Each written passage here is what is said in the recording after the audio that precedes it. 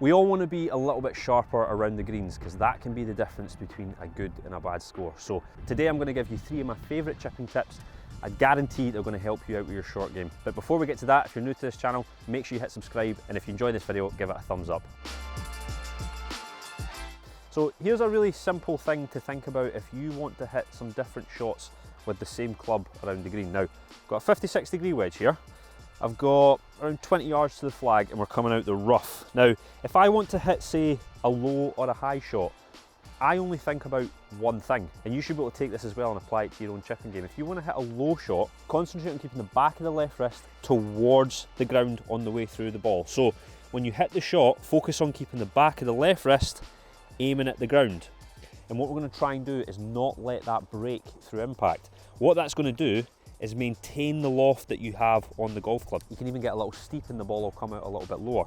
But when I hit the shot, that's all I think about is left wrist on the way through, stays down towards the ground and then through to the target.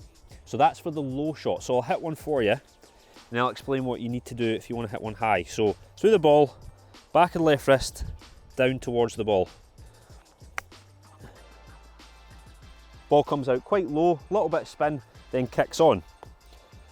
Now, the reason this tip is so great is because you don't actually have to change the club. If you just want to change the shot, all you have to do is focus on that left wrist position again. So, for a low shot, we're going hand down to the ground. But this time, what we're going to do is focus on breaking the left wrist through impact. Now, you've probably been told at some point in your life that you shouldn't do that when you chip. You shouldn't let the left wrist break. And I would say that only applies sometimes, because if you want to hit the ball higher, this is actually a really good way to do it. The reason for that is at impact, if you let the wrist break, it presents more loft to the club, so the ball's going to come out higher. So this is why I think this is such a handy tip, because you're going to be able to hit 2 different shots with the same club, and really all you have to think about is one thing. So left wrist down into the back of the ball takes loft off the club, but with this shot we're going to focus on breaking the wrist, and as you can see there, it increases the loft. So the ball's going to come out a little bit higher, land a little bit softer. There we go. Kind of ran on a little bit, wasn't a great shot, could have maybe hit it a little bit harder. But as you can see there, my left wrist broke so much, and so often we're told not to do that. But I promise you, try it because it can work. It just depends on what kind of shot you're playing. So left wrist down to the ground to take some of the loft off, and then break that left wrist if you want to hit one a little bit higher. So I'll try and hit the high one again. There we go, a bit harder. Just left of the flag. So there you go, there's a way to play 2 shots, same club. All you have to think about is that left wrist position at impact. And yeah, work on it, and I promise it will help your short game. Now this is one of my favourite tips when it comes to the short game, because this has probably helped me out the most. I went through periods like everybody, struggling with the strike a little bit. You lose a little bit of confidence, but this is a great way to get it back. Now, when you usually set up to a chip shot, you're going to put the sole flat on the ground. That's generally what you do for most shots. But if you're losing your confidence a little bit and you're struggling with strike, you should try this. I basically just lift the heel off the ground. So I'm chipping mainly on the toe here. And the reason for that is, it's just a little bit more forgiving. If the hosel digs in here, it can really affect the strike and the ball might end up right in front of you. When you lift up the heel and you're just chipping off the toe, it's a little bit more forgiving, so it tends to glide over the turf a little bit. This was absolutely perfect for me a few seasons ago, really struggling with chipping, and I just used this technique and it improved my strike overnight. And over time I started to build up confidence and I could hit the shots that I was struggling with before. So if you're struggling with your confidence a little bit with your chipping, just raise the heel off the ground, and all you're going to do is try and brush the toe of the club right across the turf. And I'm playing this shot with a 9 iron just because it's a low one. There's nothing really in front of me, but you can actually play this shot with just about any club in the bag. Even out the rough, this can be quite a handy one.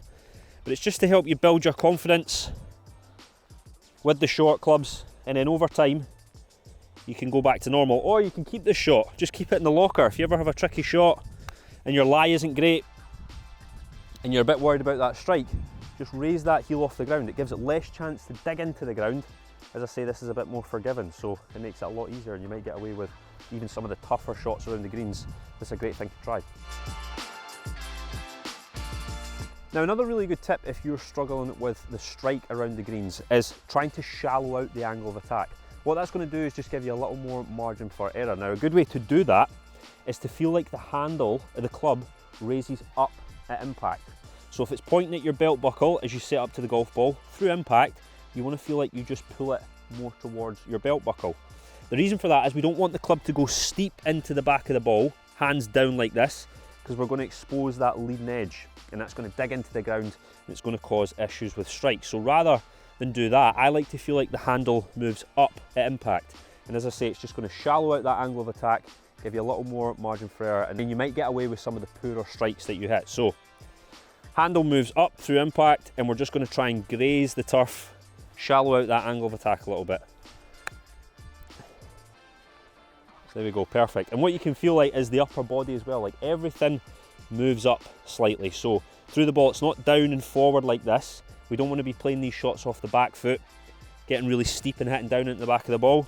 Middle of the stance, through the ball, just feel like the handle moves up, and then the body follows, and just get that club face tracking towards the target.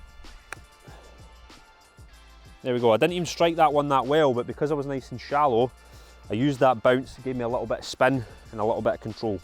So if you're struggling with the strike, just try this one. Try and get a little bit shallower, handle moves up. Yeah, hopefully it works for you. So there you go, 3 really simple tips for your short game. Hopefully that helps you get up and down a little bit more. But if you've got any questions, just give me a shout in the comments. If you've enjoyed this video, give it a thumbs up, and of course, if you're new to the channel, make sure you subscribe.